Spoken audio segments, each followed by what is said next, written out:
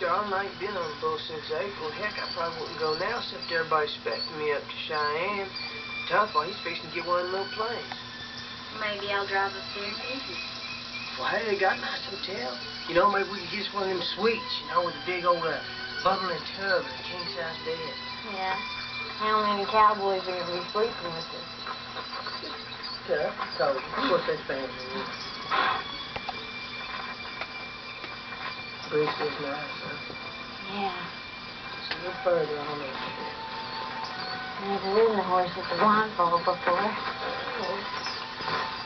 Okay, just a little further, a little further.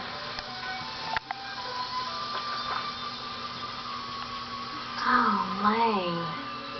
It's beautiful. See?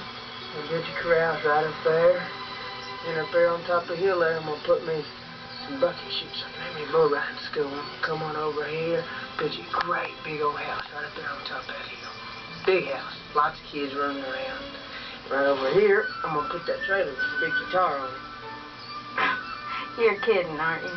No, I ain't kidding. It wouldn't seem like home otherwise. Please tell me you're making a joke, Lane. Yes, darling.